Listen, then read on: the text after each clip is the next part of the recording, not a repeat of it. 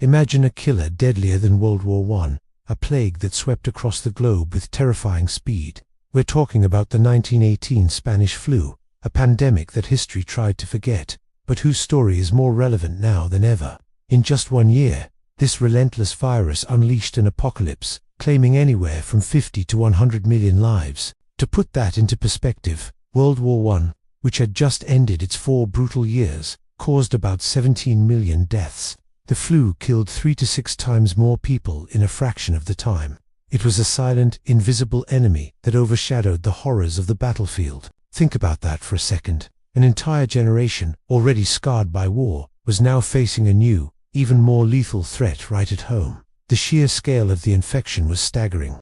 It reached every corner of the planet, infecting an estimated 500 million people. Back then, that was 1/3 of the entire human population.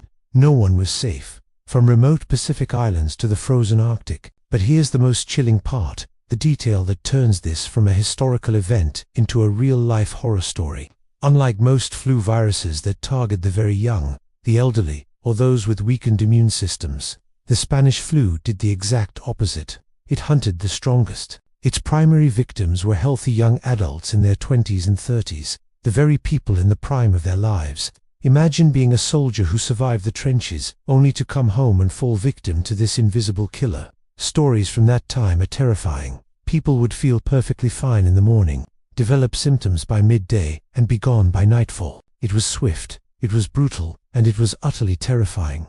So, why was it so deadly, especially for the young and healthy? For decades, this question stumped scientists. It wasn't until 2014 that researchers finally uncovered a crucial piece of the puzzle. They discovered that anyone born after 1889 had virtually no pre-existing immunity to this specific strain of H1N1 virus. Their immune systems had never encountered anything like it. When the virus hit, their strong, healthy immune systems went into overdrive, creating what's called a cytokine storm. It was their own body's powerful response that ended up causing catastrophic damage to their lungs, leading to rapid death.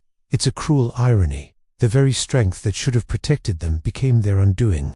So how did this global nightmare finally end? There was no miracle cure, no advanced vaccine developed overnight. The pandemic was eventually brought under control by the same public health measures we had become all too familiar with today. Quarantines, isolation, improved personal hygiene, the use of disinfectants, and limits on public gatherings. It was the simple, collective actions of ordinary people and governments that finally broke the chain of transmission. The lessons learned over a century ago are still the cornerstones of how we fight pandemics today. A powerful reminder that in a global health crisis, our collective behavior is our greatest weapon. This slice of history is both horrifying and incredibly important. It shows us what a novel virus is capable of and reminds us why public health is so critical. So, it makes you think, doesn't it? How do you think we've handled modern pandemics in comparison to the lessons from 1918? Let me know your thoughts down in the comments. If you found this as mind-blowing as I did, smash that like button, and be sure to subscribe for more insane history that they didn't teach you in school. Thanks for watching.